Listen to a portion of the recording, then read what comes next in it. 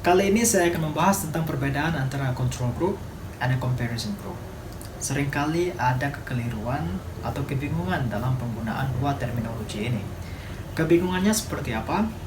Let's check this out.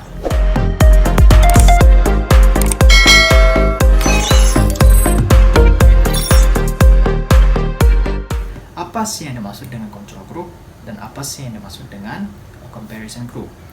Control group is a group of individuals who receive no treatment or standard treatment. Saya ingin menggarisbawahi yang standard treatment ini. Oke? Jadi ini adalah grup individual yang mendapatkan treatment atau tidak. Jadi kalaupun tidak mendapatkan treatment juga bisa dikatakan sebagai control group. Namun yang saya ingin garisbawahi ini adalah yang mendapatkan standard treatment. Sedangkan untuk a comparison group itu adalah a group of individuals who receive no treatment or alternative treatment. Jadi definisinya hampir sama. Jadi ini adalah grup individual yang tidak mendapatkan treatment ataupun terapi ataupun suatu intervensi atau yang mendapatkan alternative treatment. Jadi yang membedakan antara keduanya dari dua definisi ini adalah grup kontrol mendapatkan standard treatment, sedangkan comparison group itu yang mendapatkan alternative treatment.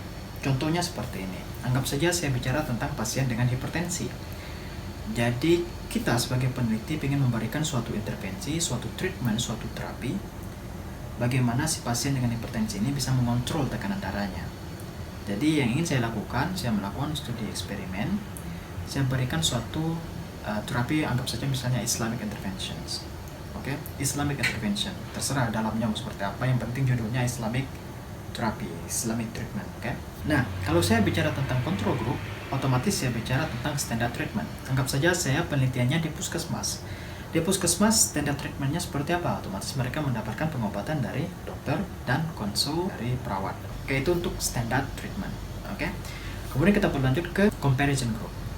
Intervensi sama. Anggap saja misalnya tadi saya bicara tentang pasien dengan tekanan darah tinggi. Grup eksperimen mendapatkan Islamic intervention, Islamic treatment. Sedangkan grup comparison mereka mendapatkan anggap saja misalnya music terapi, terapi musik atau terapi hipnosis. Jadi ini terapi musik dengan terapi hipnosis bukan standar dari puskesmas. Jadi ini dikatakan sebagai comparison group. Jadi sampai di sini sudah bisa ya membedakan antara control group dan comparison group. Sampai di situ paham, oke? Untuk definisi yang pertama. Saya lanjut ke definisi kriteria yang kedua untuk menentukan yang mana control group, yang mana comparison group. Ada yang bilang seperti ini. Dikatakan sebagai control group jika random assignment was properly done. Jika random assignment ini dilakukan secara betul. Random assignment itu artinya kita secara blindly tidak tahu siapa sih individual dari sampel yang ada, kita alokasikan ke grup eksperimen dengan grup kontrol.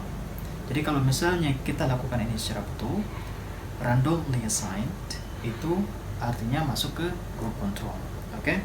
Karena random assignment-nya kita lakukan secara betul.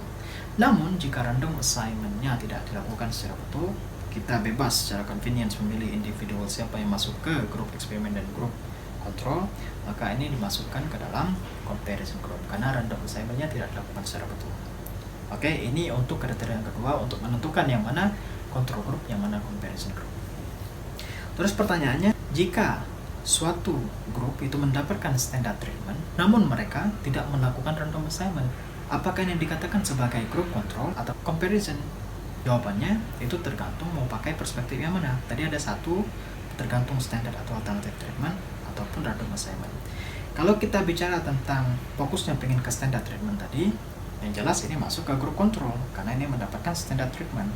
Namun, jika kita fokusnya ke random assignment, jadi walaupun sudah mendapatkan standard treatment, namun random assignment-nya tidak dilakukan secara betul, maka ini masuk ke dalam comparison group. Jadi mau pakai yang mana, terserah. Atau pertanyaannya berlanjut seperti ini. Jika suatu grup mendapatkan alternatif treatment, anggaplah terapi musik, namun mereka melakukan random assignment secara betul, apakah ini masuk ke dalam comparison group, ataukah masuk ke dalam control group, karena random assignment-nya dilakukan? Jawabannya sama kayak tadi, mau pakai perspektif mana yang dipakai.